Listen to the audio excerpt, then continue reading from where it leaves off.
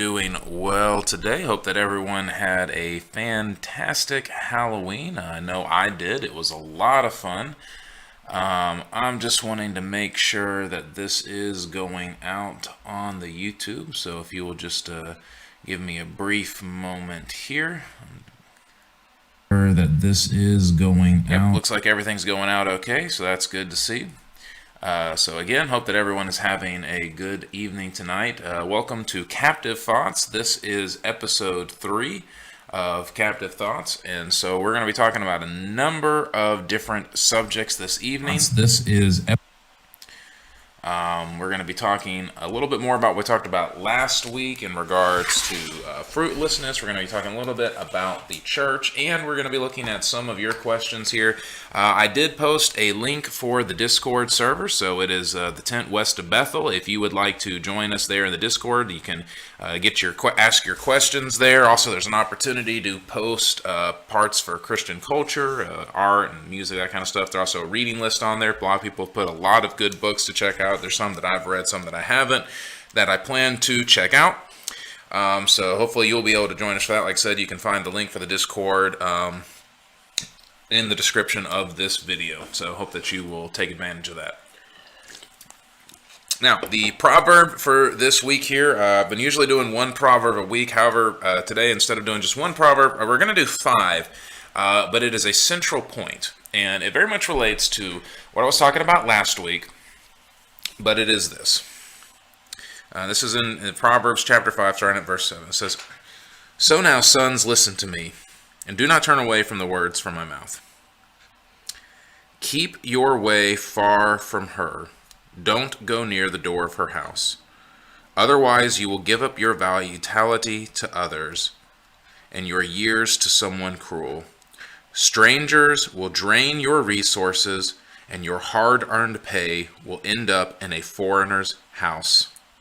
At the end of your life, you will lament when your physical body has been consumed." And this kind of ties into the earlier parts of this, which is the beginning of this, but it says, "My son, pay attention to my wisdom, listen closely to my understanding, so that you may maintain discretion and your lips safeguard knowledge. Though the lips of the forbidden woman drip honey and her words are smoother than oil, in the end she's as bitter as wormwood and as sharp as a double-edged sword. Her feet go down to death. Her steps head straight to Sheol. She does not consider the path of life. She doesn't know that her ways are unstable. So now, sons, listen to me and do not turn away from the words from my mouth. Keep your way far from her.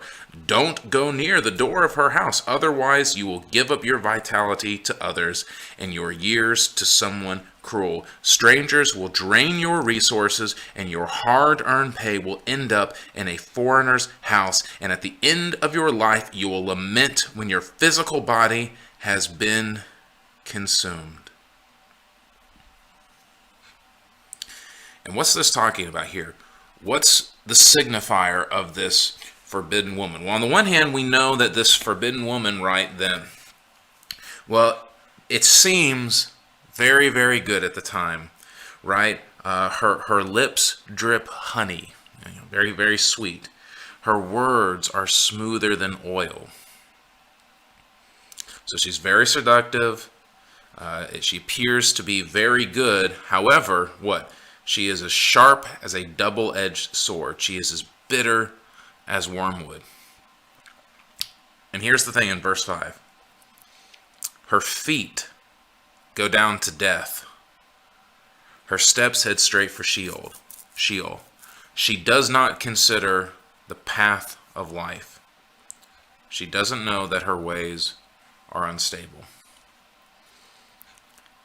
And what this is talking about here is fruitlessness. The woman that is described here is a fruitless woman. And the reason why this is so dangerous for men is because if they were to be involved in this, what ends up happening? They give up their vitality to others, their strength, their youth. Strangers drain your resources. Your hard-earned pay will end up in a foreigner's house. It really makes me think about all of these guys right now who are going after these women who are putting themselves out on TikTok or Twitch, everything else like that, right? Wasting their resources. But it doesn't just have to be in the case of women. You could also look at this in terms of pursuing anything that ultimately is fruitless. And so how many people, they end up spending lots and lots of money on something, their time and their energy is wasted. Like I was talking about last night, right? Where all of their time and energy is wasted on something that ultimately has no value. It does not produce anything. It is fruitless. Time wasted watching YouTube. Time wasted, on movies. Time wasted on things, right? And again, not saying these things are bad. Not saying that they're bad or that you're sinful for doing them or anything. It's that how much time is invested in these things that ultimately produce very little. They produce a little bit of entertainment, right? So they're sweet. They're like honey, right? So they're very sweet, but they produce very little. And yet how much money, how much time, energy, effort goes into these things. And you can get away with it when you're young, but it is draining your resources. It is draining your time. Whether it's women that you never have a chance with, women who have no interest in forming a family, whether it is fantasy,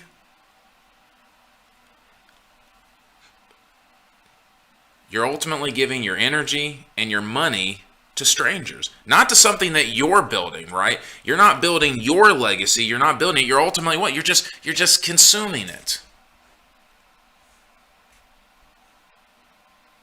You're not producing anything. You're consuming. And verse 12 says, "And you will say, how I hated discipline, how my heart despised correction. I didn't listen to my teachers or listen closely to my instructors. I am on the verge of complete ruin before the entire community."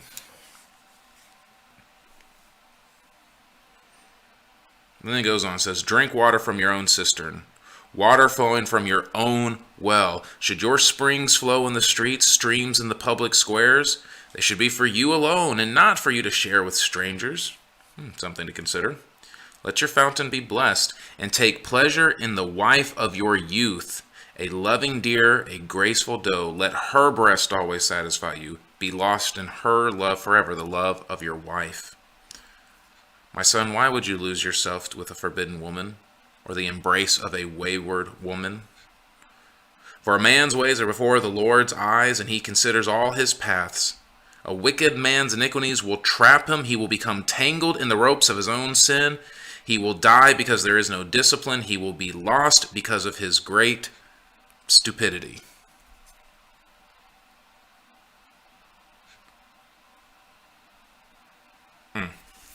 How many men? How many men even think about the idea of having a wife, of being faithful to a woman, wanting to build a life, wanting the two of you, right? You and your wife, building a life together, fighting life together.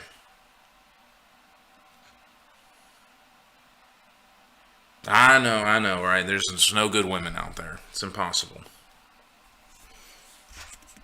So instead, what you're going to do is you're going to go to the forbidden woman. You're going to waste your resources, your vitality on that. And that kind of brings me to the next point here. Hopefully you'll take that and you'll you kind of feed on that a little bit. But that brings me to another point here. And this comes from a newsletter that I've been reading recently. It's called "It's Good to Be a Man." The guy who's kind of started this, his name's Michael Foster. He's a guy who does a lot of different things.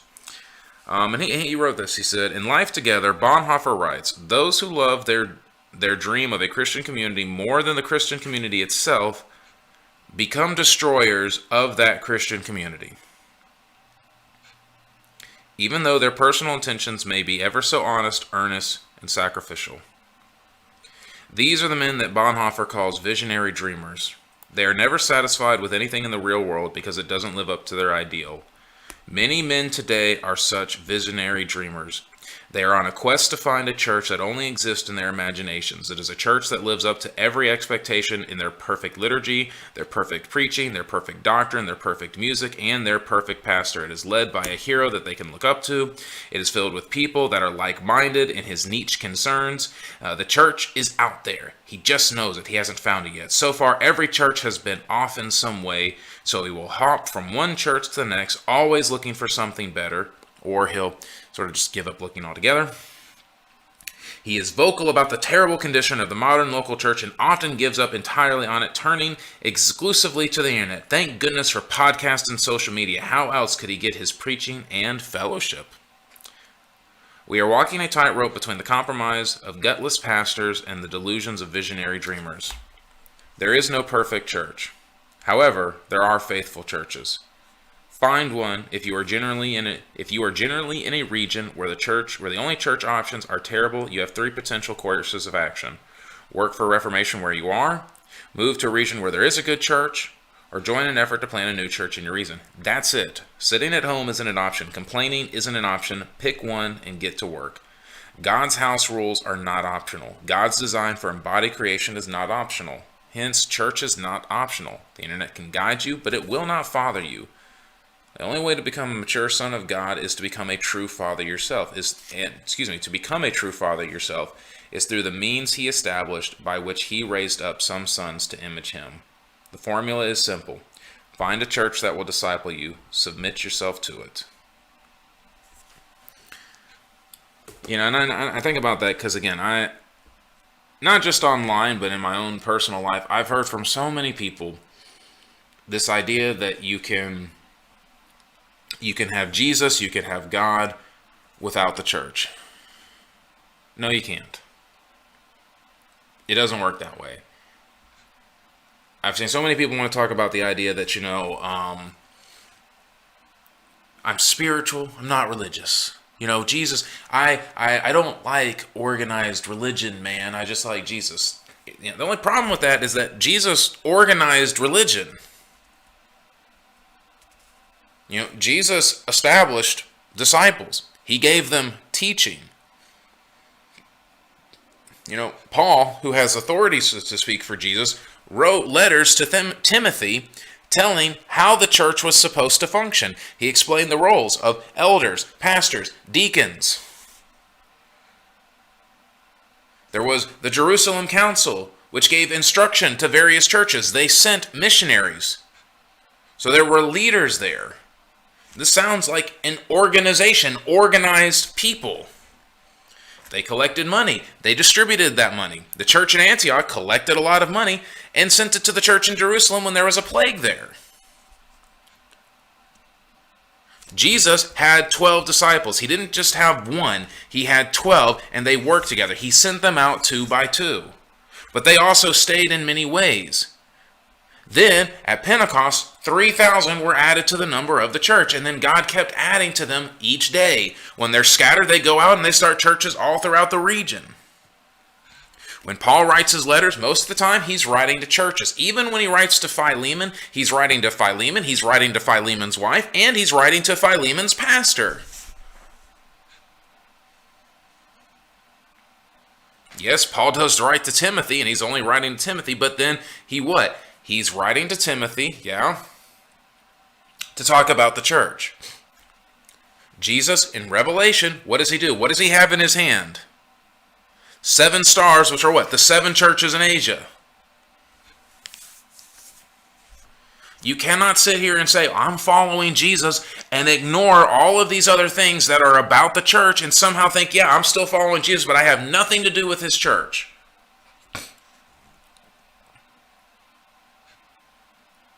Is there a perfect church? No, there's not. As Michael was saying here, are there faithful churches? Yes. And that really does come the long and the short of it is, are you going to worship your idea of what a church should be? Or are you going to worship Jesus? Is it possible to make an idol out of the church? In the sense that you can make an idol out of what you think the church should be? Yes. And how many times for people has, well, there's a problem with the church. It's really just become an excuse.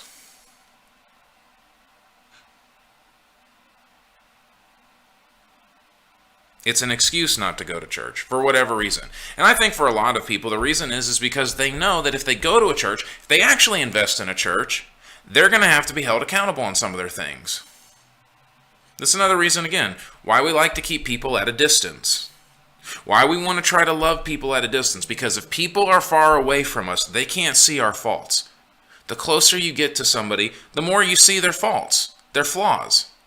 Likewise, the more they see your flaws, it's easier for you to present this perfect picture of yourself, to justify yourself from a distance, as opposed to if they're actually getting to know you.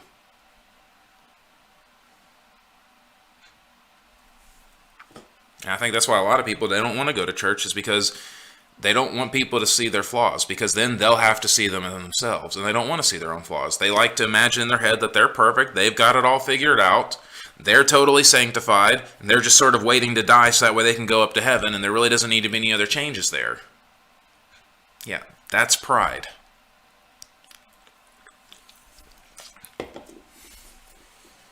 I've not met a single person who's the best Christian ever. Every single person I've met has room for growth, has a need for repentance in some way. Be it online or in person. There is not a single person that does not need the fellowship of believers. You cannot get past it. But this also kind of goes back into what I was talking about earlier and what I was talking about last week, and the idea of fruitlessness and fantasy and getting off the thought train. And for many of you out there who maybe you don't want to get off of it yet, right? You're still wanting to invest a lot of your time in ultimately fruitless things. I ask, what are you afraid of?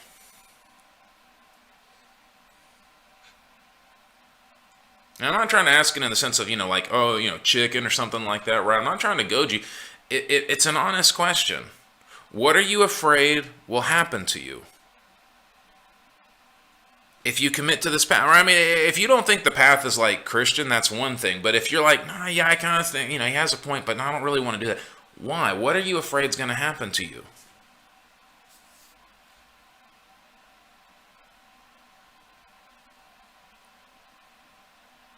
Now, for me, I can tell you that one of the reasons why I didn't want to go down this path is because I was going to end up like a person that I respected, but I viewed this as a flaw with them. There's a person out there that I really respected, but this person worked a lot. And it just so happened that whenever I really had a chance to interact with this person, a lot of the times, that they were very tired because they were working, they were worn out, and we had a good friendship. And so, a lot of times growing up, I saw the bitterness of work from this individual. And that was oftentimes the picture that was presented me when it came to work, was that, work is just always bitter, that it's always, it's terrible, there's little reward to it or anything like that. And so I didn't want to work. I was terrified of becoming like this individual. I didn't want to work hard because I didn't want my life to be miserable. And whenever I looked at his life, it looked like his life was miserable because he was working so much. Now, I couldn't see when he was working, what he was doing. This was an individual, he worked a lot with people. He helped people a whole lot. I didn't see any of that. I'm just seeing afterwards when he's drained, right? When he's tired, when he'd been working all day, that kind of stuff, right? I was, again, just happened a lot of times where I would sort of, get the leftovers, basically, in a lot of our encounters. And that was the picture that I had in my mind of work.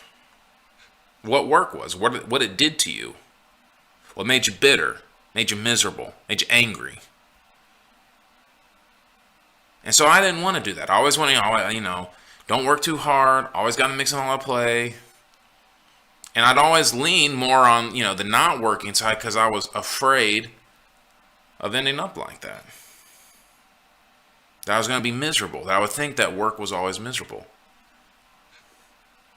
Now this guy, there's a reason though why I respected him.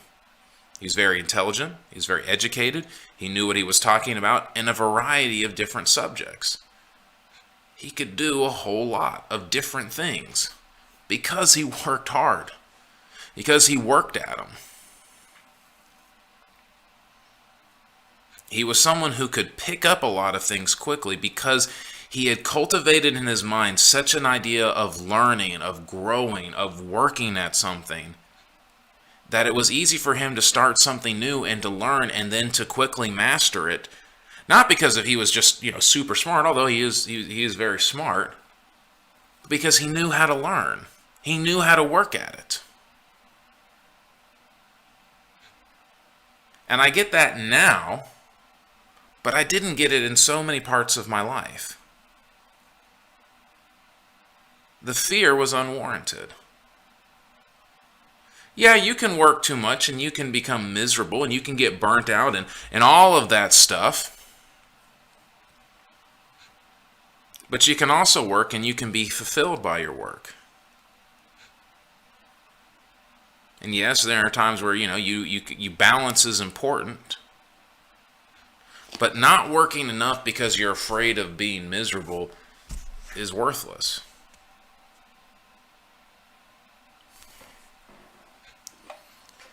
And I just wonder for how many people out there who are, I don't want to commit too much. I don't want to go down the path. I don't want to study the Bible too much. I don't want to, I don't really want to do that. Are you afraid of, maybe, are you like me in the sense that you were afraid of becoming something, this image that may not be accurate? Because again, the picture that I had of him, it really wasn't accurate. A lot of the times he was a very, very happy person. It just, when I saw him a lot of times, he was just done. I got the wrong idea based off the perception. Maybe you've seen some people, right? I know a lot of people, when it comes to Christianity, they tend to equate, a faithful Christian with Ned Flanders, which is funny, because Flanders is really nothing like Christ. And so it's like, wow, I don't want to be like Flanders. I don't, hiddly diddly, y'all. I don't want to be like that, right? So, no, I don't, But that's again, he's a caricature. He's not even, he's just an out lie. He's a mockery of feminized Christianity, a feminized modern American Christianity. That's what he is. He's not the genuine article. He's not what a Christian really is. He doesn't actually represent it. There are some elements of truth in there. But for the most part, he's a mockery of the feminized version of Christianity that it had become at this point in time.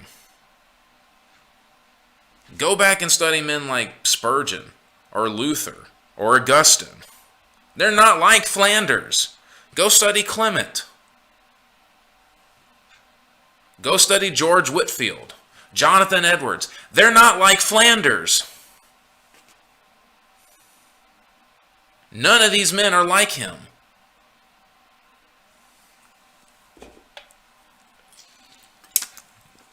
Heck, looking at Christians nowadays. There are Christians alive nowadays that you can find that are not like Flanders. Or whatever caricature that you're making up in your mind that's like, oh, I don't want to be like that.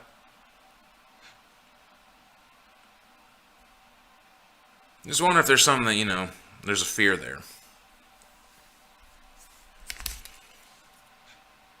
And of course, again, that fear can sometimes, so I don't want to get too involved in God's church, right? That's something else that I've heard a whole lot is, I'd get more involved in the church, but I'm afraid of being burnt out. Well, okay, I get it. Burnout can happen in churches, okay? It can happen. But afraid of being burnt out is no reason to just not get involved at all. If you're getting burnt out, can back off. You can, get off some things, get balanced. But it's sort of like, I'm afraid of being a wreck, so I'm just never going to drive a car. Well, okay, you can do that, but then you're denying yourself all of the benefits that come from driving a car. And there are ways to avoid a wreck. Just like, guess what? There are ways to avoid burnout. There are ways of ending up like whatever, there are ways of, avoid being overworked, like in my case. There are ways to avoid, whatever it is that you're afraid of. I guarantee you, you don't have to go down that road. It's not that way. It's not either the way that you're living right now or whatever it is that this thing that you've made up in your mind is.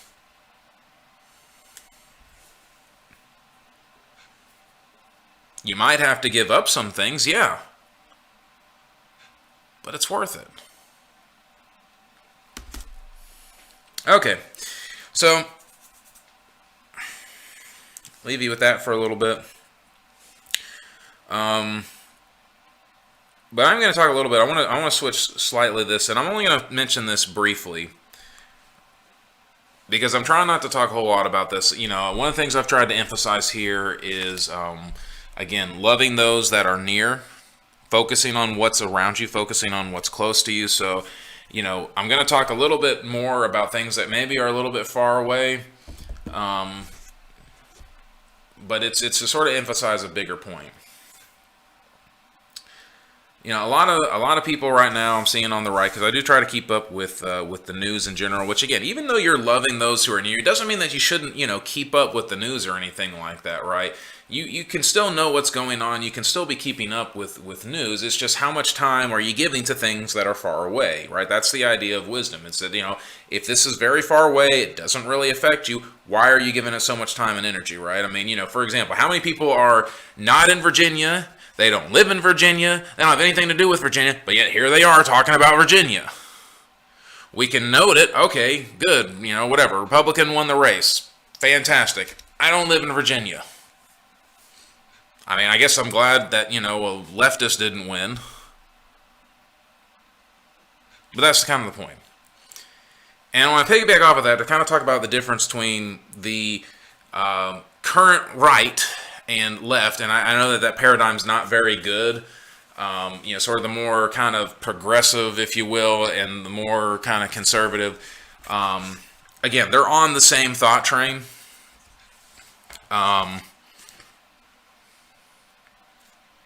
But they are slightly different.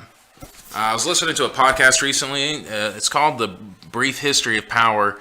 And one of the things that I really like that it said about the right here is, let me see if I can find it. I wrote it down. The call of the right is, we want to die more slowly. Right? And that's the idea here, is that, unlike the left, which is moving forward, they call themselves progressives. They call themselves, making progress, that they want to go forward, that, they're making a lot of change, that kind of stuff, right? The call of the typical conservative in the country right here is, let's die more slowly. We're still going that direction. We just don't want to get there quite as fast. Let's just put on the brakes of this. I've talked about this before, about why conservatives lose. I agree with it.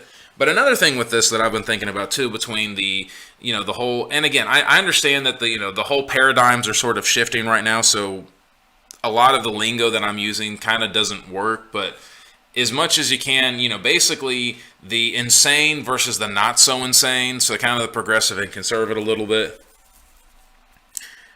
The difference between people that are more so on the left, the elites, those who are basically pulling a lot of the levers here. And the reason why they seem to constantly be moving the culture is because they're being intentional in moving the culture, whereas the right isn't. The right or conservatives, I'm just going to use right or left just for the sake of it. Again, I know that it's a lot more complicated than that. The terms aren't the best, but just for the sake of this, I'm going to say right and left. The right is more reactionary, or to kind of give you this illustration here. The right are like hunters. They go out into the wilderness, they find an animal, and then they take it down, right? And sometimes they get an animal, and sometimes they don't. So they're hunters. They're going out. They're not generally messing with the environment, right? But they will go out into it. They'll go out into the wilderness, find an animal, and attempt to kill it. Like right now, right? CRT, right? They're killing CRT. That's what they're hunting right now. Is critical race theory. That's the right, hunters. The left, though, are ranchers or farmers. They're not going out into the wilderness and trying to hunt an animal. They're cultivating the animals. They're adapting the environment for the animals to grow them in the way that they want them to grow. They're harvesting them in that sense. They're farmers. You think about what has happened in the course of history, you see how people, I'm talking mostly about U.S. politics here, how they've been cultivated to think that way. You don't get this weird upset. Part of the craziness of the lockdown, it's not just fear, although that's part of it, and that was cultivated too, this idea of fear. But part of the lockdown was also what? Ooh, those evil right-wingers. Anything therefore against. Don't you think that idea was cultivated? You don't get what happened in the 2020 election without cultivating this idea that Donald Trump is the most evil person imaginable, that he's just this, dumb Hitler that's going to kill everybody, and so he has to be stopped no matter the cost. That's what was cultivated over the last 4 years, and that's how you end up with what happened in 2020.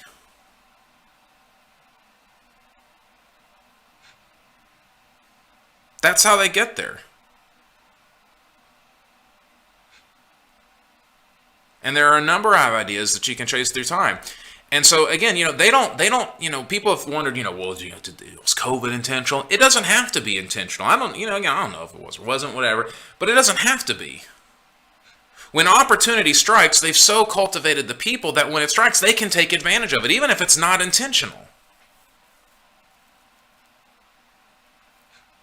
That's how they're driving the culture. The right has nothing like that. They can kill certain things. They can kill certain ideas. But they're never pushing the culture forward. They're not cultivating it.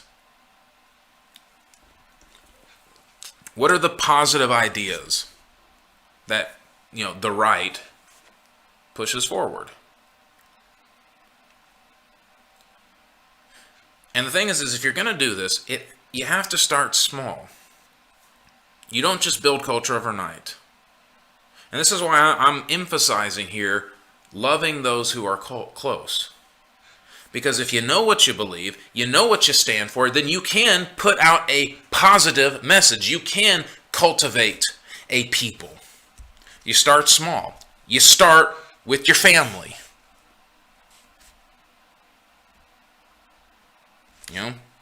Start with your wife, start with your kids. You start at your church. You start in your community. And you go out from there. And you see, from that culture arises things and arises people that can accomplish the things, the big things that you want. Why is it that the best that, our country could produce is Trump or Biden? I'm not saying that, again, I'm not down in Trump here, but come on, he's not the best ever. Well, that's all. That's what our culture, that's all that we can do, because that's the crop that we have. That's the soil, that's the material that we have to work with. We've got to get better material if we want better leaders. That's got to be cultivated. It doesn't come from nowhere.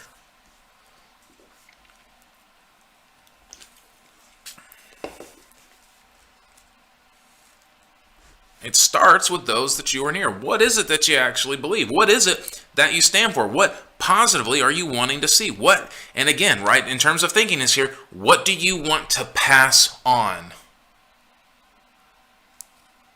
Material things, because we're not just spirits, we're not just ideas, we are matter, we have bodies. So what do you want to physically pass down? And this is why children matter, is because we are bodies, those things do matter.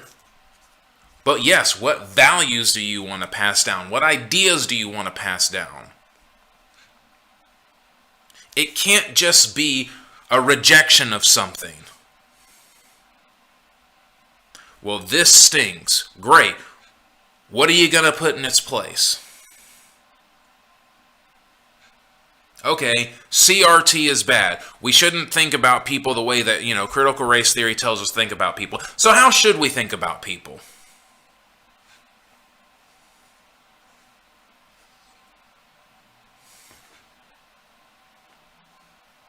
Because even if you defeat it now, if you've got nothing to replace it with, if you're not pushing people in a direction, you're not cultivating something, you're not putting something forward out there, when the left, quote unquote, is, even if it doesn't stick this time, it's only a matter of time before it does stick.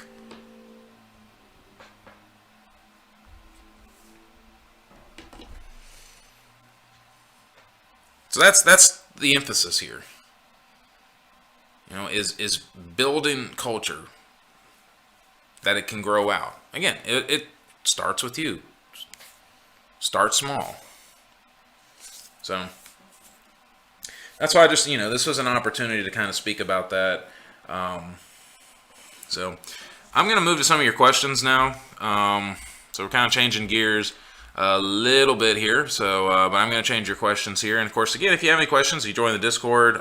You can ask them in the Christian questions section. So one of the questions asked here is about translation. So do you have a preferred translation and a least favorable, and what draws you away from a specific version? So I'm going to talk a little bit about that with translation. So when it comes to translations, there are essentially two schools of thought. There is what's called a word-for-word translation or a thought-for-thought translation, right? And it's pretty much how it sounds, right? So for example, scholars translate each word based upon the word usage at the time of writing. Non-translation is actually word for word, but the intent is to come as close. No translation is actually word for word, but the intent is to come as close as possible, right? Whereas thought for thought is they're trying to translate the meaning of each thought, right? So again, you can translate a sentence word for word,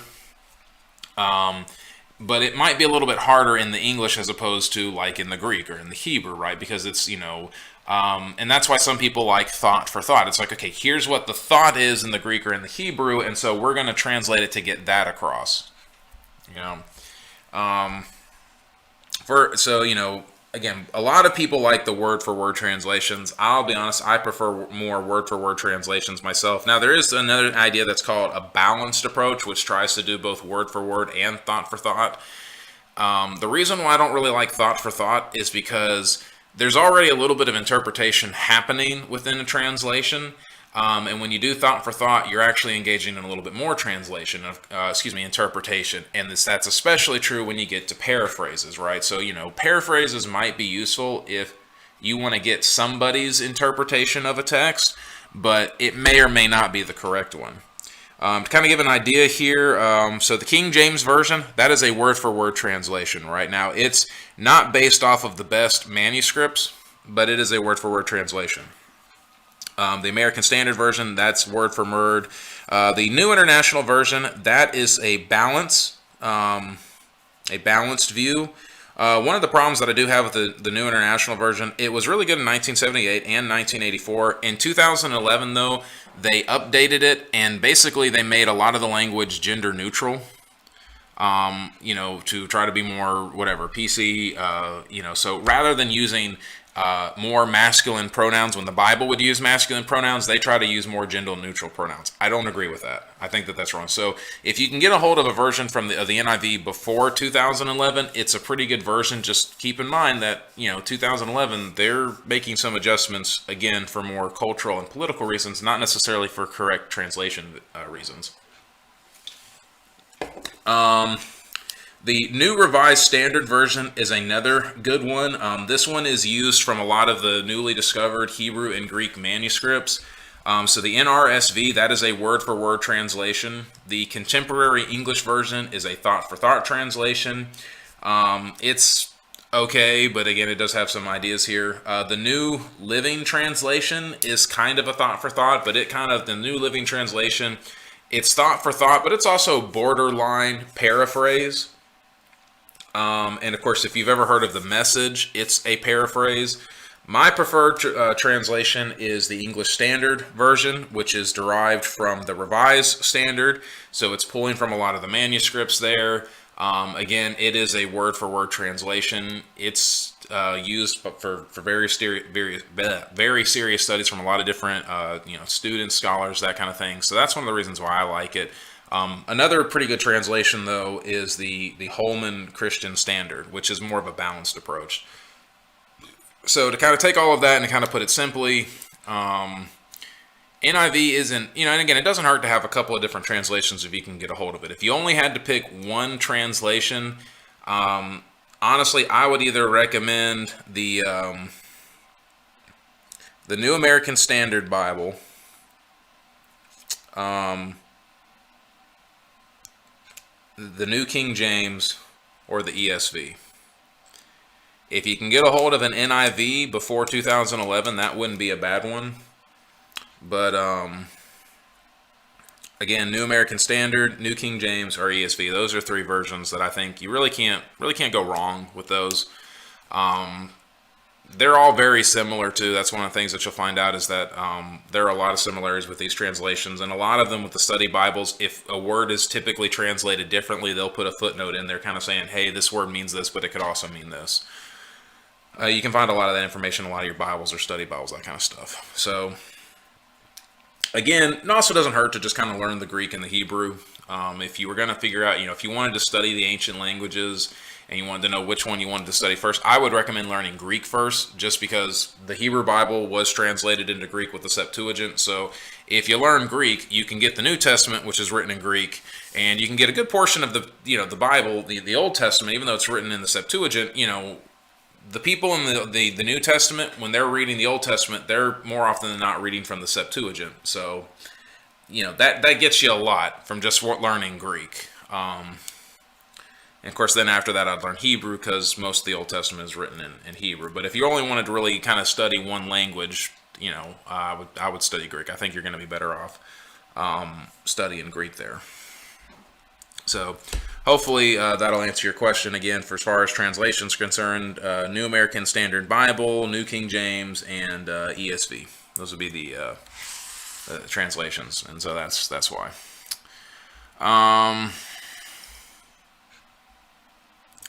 One of the other questions here is has a question to do about the devil. It's a very interesting question here. So it says, say you're the devil and you're prophesied to do all of these various things during the end times. Couldn't you just not do them, thus proving God wrong? Yeah. It's kind of this is where the idea, though, where if we believe that the scripture is inspired, then we're going to say that these things are going to happen. So they're happening in one part because God decreed them to happen.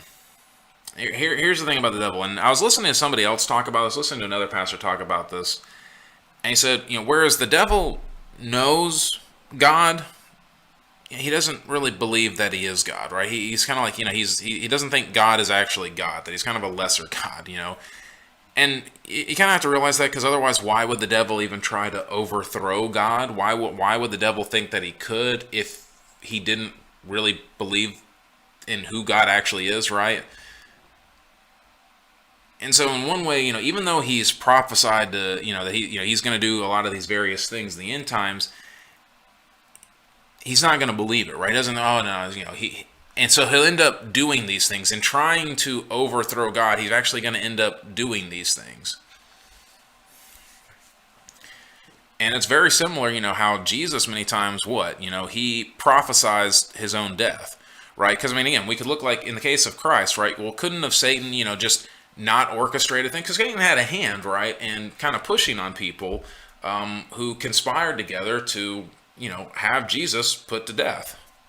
Right? So couldn't have Satan just not have done that, or tried to get the people to not put Jesus to death? But see, that's one of those things where he's like, he knows he doesn't want to, he kind of wants to put Jesus to death. He kind of knows he shouldn't, but he's like, well, maybe he doesn't actually believe Jesus is. So, he thinks he's actually doing something good when he's putting Christ on the cross and then it's kind of too late at that point when he recognizes Christ actually going to the cross. It's a little bit confusing, but that's kind of the insanity of Satan, is where he kind of knows God, but he doesn't quite believe that he is God. He's suppressing that truth. And so I think what will end up happening is that in his attempt to overthrow God, he's going to end up fulfilling these things and not even realizing that he's fulfilling them. He's going to think he's outwitted God when really he's just right where God said he would be. And we do the same thing, so many times. I mean, we think we've outsmarted God, and no. We think, this time, right? I mean, how many times have people said, well, Christianity, it's going to be gone in a few years. Christianity, it's going to be gone. And it's not. You'd think eventually we'd be like, maybe there's something to this. And of course, again, you can present people with, all of the truth in the world, but if they're not ready, if they're not going to, if they're just refusing to receive it, they're not going to receive it. So, kind of a difficult question, honestly. I mean, it's, so again, there's somewhat, speculation here with this, but, we do recognize that, what God has said is going to come to pass will come to pass. I mean, everything else that he says, would happen, happened, right? He told Abraham, hey, you're going to have a son, Isaac. Sarah's going to give birth to him, even though she's past birth-giving years. And, he had a son. Hey, Abraham, your descendants are going to be as numerous as the stars and the sand. And, it happened. Jesus is going to come. He's going to die. He's going to, be risen from that. And it happened. So, we know from all these times when God has spoken in the past that it has happened. So what God has said is going to happen in the future that hasn't happened yet, well, yeah, we can rest that it's going to happen. So, and it kind of goes to the idea as well that even though we do have a sense of a free will, our will's not more free than God's. So if God says something's going to happen, it's going to happen, right? And I mean, it's not happening outside of our will. It's not like, God, I don't want to do this, but I just have to do this, right? But it's destined to happen. God knows it's going to happen. In one sense, he knows because he's decreeing it, but then he also is decreeing it because he knows it. And so it's going to happen. It gets into some interesting questions here. Next, we think of the Bioshock Infinite.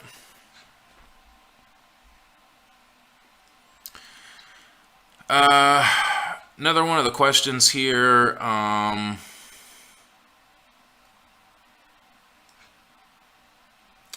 So it seems like the belief that if someone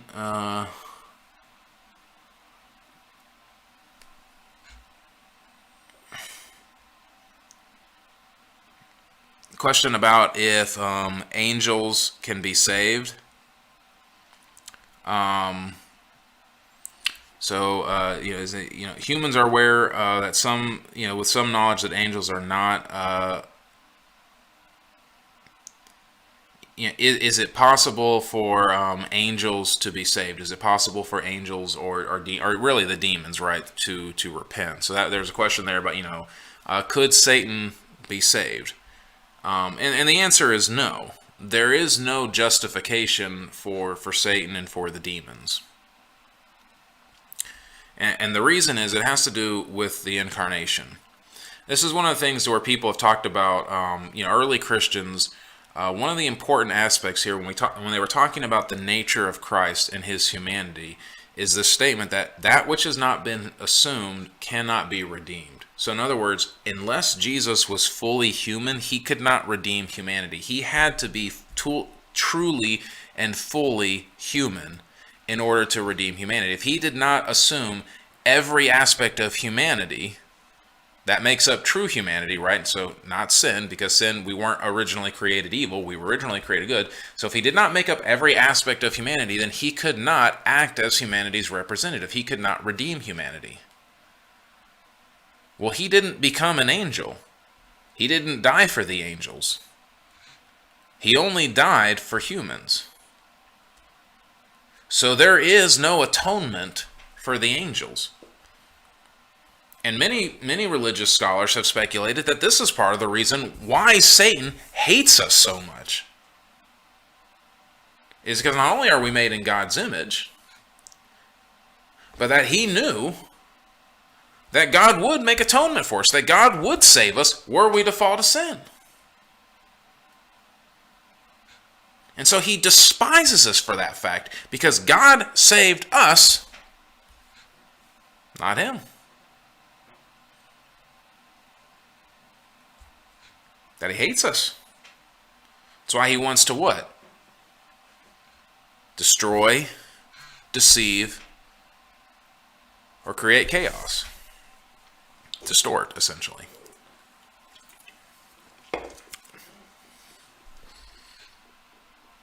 Yeah, and that's why he tries to, but again, there is no salvation for the demons or for Satan. They have been judged. And even though that judgment is coming in the future, we could talk about it in the past tense because it's that certain. Their days are numbered. Their days are done. So.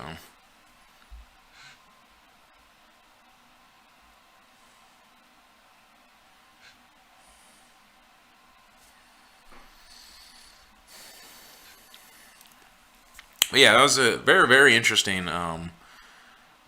question here. There was another question here about God making man mortal after the first sin, which is seen as a mercy and not a curse.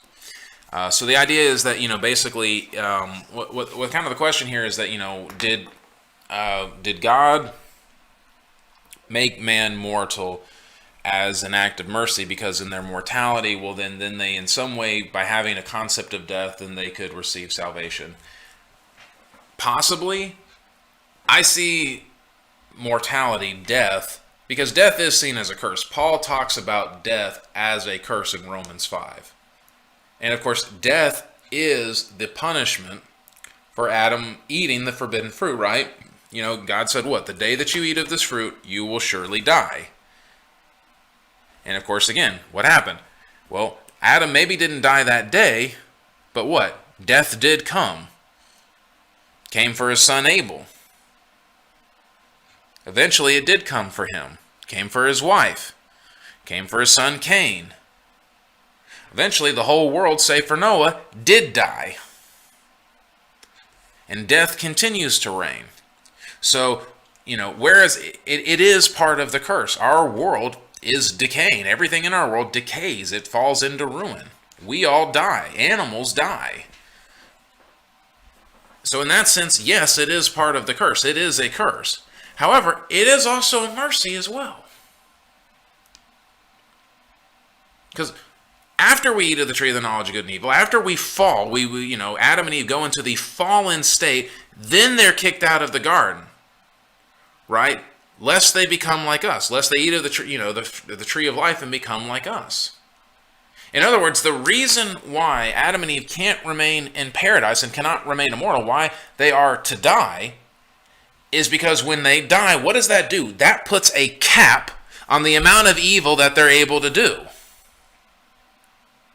And so before the flood, we see humanity, and there's a lot of evil. There gets to be so much evil that God decides, this is, we're going to wipe it out, except for Noah. And then what happens with Noah, right? Well, then he says, well, only 120 years. So God lowers the age range. He lowers the amount of time that men have to do evil. So death, in that sense, is a mercy on other people, because evil people can only exist for a certain amount of time. And nowadays, what? Only to 120 years. This is the same thing that goes into the Tower of Babel, right? Why did God want people to disperse? They're building this tower here, they're all together, right? And then God confuses the languages and they all disperse. Well, it's not just because of their pride. God told them to spread out into the earth, and they weren't doing that. He confused the languages so they would spread out. Why? Because he knew that all of those people gathered together, a very powerful nation like that was united, could do a whole lot of evil. And so he divides them, he disperses them out into the world to weaken them, to limit the amount of evil that they're able to do.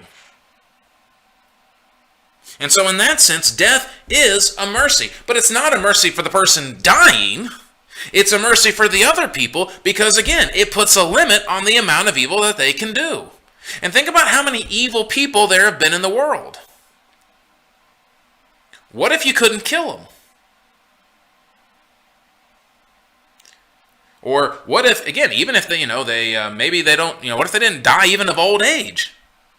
How many people had, gotten so evil that and they had consolidated such power that they were essentially untouchable except by what? By death. And then when they die, the empire falls. It's unable to be maintained.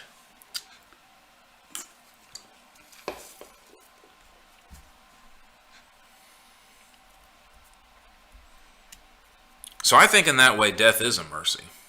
But it's not so much a mercy, again, for the people dying. I mean, yes, it does give us a real recognition that one day we're going to die. And so, we have to reckon with that. And so we have to reckon with our Maker. So, you could look at it as a mercy in that way too. But it's also a mercy, what? For the people around us. Because it limits the amount of evil that we can do. We can't just go on committing evil in this life.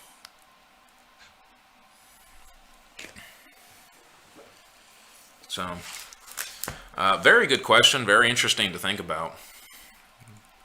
I can certainly see the idea of the person who was asking the question here, where they were coming from with this idea. Again, because, okay, I know I'm going to die, so I have to reckon with my Creator. I can't just go on living.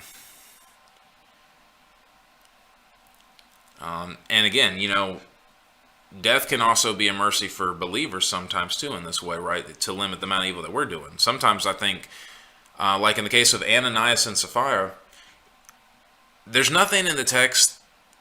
It doesn't tell us if they're believers or not, but they're there with the church. So it leads you to believe that they are believers, but God still strikes them down dead. If you remember in the account of Ananias and Sapphira, this is in the book of Acts, where they sell a piece of property, and they say that they're giving all of that what cost that, all of the payment that they received for that property to the church, but they hold back a portion for themselves. And Peter comments and he says, look, this was your property. You could have done with it whatever you wanted. The issue isn't that you didn't give us all of the money for the property. The issue is that you lied and said that did, because you didn't lie to us, you lied to the Holy Spirit. And so they both get struck down dead. Again, we don't know that they were unbelievers. It seems to indicate that they were, and I think maybe the reason why God struck them down dead is as a mercy.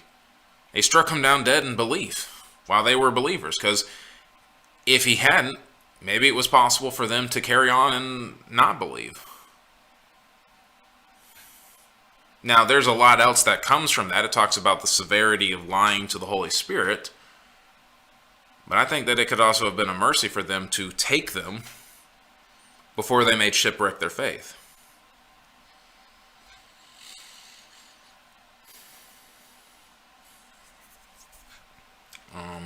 Again, there's more to it than that. But when it comes to the idea of death, death is part of the curse.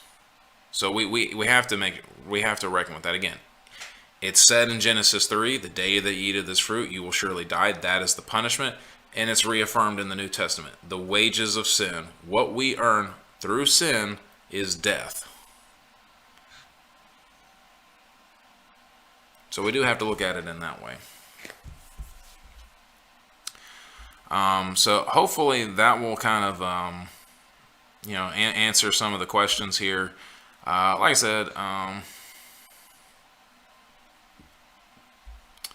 if you have any more questions, you want to join the Discord server, you want your questions answered, join the Discord, put them in the Christian questions section here, and I hope to get to them at the next stream. But I want to thank everybody who has tuned in today for watching this. Of course, if you want, you can leave a like, you can leave a comment on this if you feel like it. Hope that it is edifying for you. Hope that you like it. But also hope that you have a great weekend and everything goes well for you, and that you will pursue your faith with diligence, with love, and with joy. Till then, God bless.